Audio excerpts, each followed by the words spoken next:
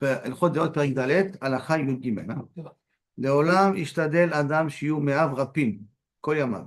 C'est bien que le méave, ton estomac, ton ventre est un peu, pas jamais gonflé à bloc, pas explosé. Mais il y a carreau le shilshul. Et que quand tes aisselles soient prêts à presque une diarrhée, pas des selles dures.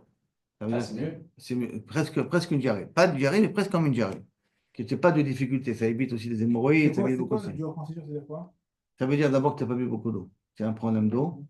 D'accord? Et ce qui fait que le corps a besoin d'eau, donc il va prendre où il va prendre de l'intestin, il va prendre de là-bas, donc automatiquement les aisselles sont beaucoup plus dures. Et puis en même temps, quand les aisselles sont dures, ça peut te créer, comme j'ai dit, des hémorroïdes, des déchirures, l'eau qui daille, ou même des blocages, ça veut dire que tu n'arrives pas à évacuer, et donc ça pourrit à l'intérieur et des mesoukas.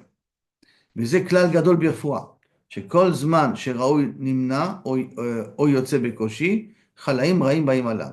Toute personne qui se retient au lieu d'aller aux toilettes, ça c'est un klal dans la réfoua, ou qu'il n'arrive pas à aller aux toilettes facilement, klal hu, que beaucoup de maladies peuvent se développer chez lui. C'est pour ça aussi, par exemple, quelqu'un qui n'urine pas correctement, c'est-à-dire que ça reste un petit peu trop terrestre, c'est dangereux parce que ça peut faire des infections, et ça peut faire une infection après, une infection urinaire, ça peut faire une infection dans le sang, et après on risque d'avoir une maladie, la septicémie. Et il semblerait que Rav Ovadia est mort de cette maladie-là. Parce qu'il s'est, avant Yom Kippour, il ne voulait pas qu'on lui fasse un cathéter. Avant Yom Kippour, il ne voulait pas qu'on le mette à l'hôpital. Il s'est retenu et ça a fait une septicémie, c'est ça qui l'a tué. Oubamé, il rappelle ça, c'est quelqu'un qui m'a raconté ça. Un ach, c'est un infirmier qui m'a raconté ça, qu'il connaissait, Rav Ovadia. Oubamé, il rappelle Adam Bemeav, Imnitam Soumeat. Comment faire pour justement que mes selles ne soient pas trop dures, soient un peu légères comme ça. Si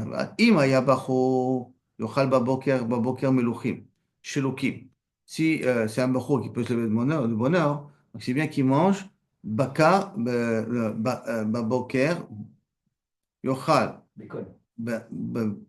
babakar, baboker, meluchim, des trucs shlokim, donc metoubalim beshemen. De prendre genre voilà, un peu de shemen avec une kaila comme tu avec bien huileuse, ou mourias, c'est du jus de poisson quoi, bemelach, belopat sans pain. Oishte meshalak, qui boit des eaux de shalak shlouk, oui non, shalak shel teradine, des épinards, du jus d'épinards, au krouv beshemen, ou prendre des krouv des choux avec de l'huile, ou melach et du sel, ou moria, c'est ce jus de poisson-là. C'est oméga 3 en vérité, on va dire, d'accord?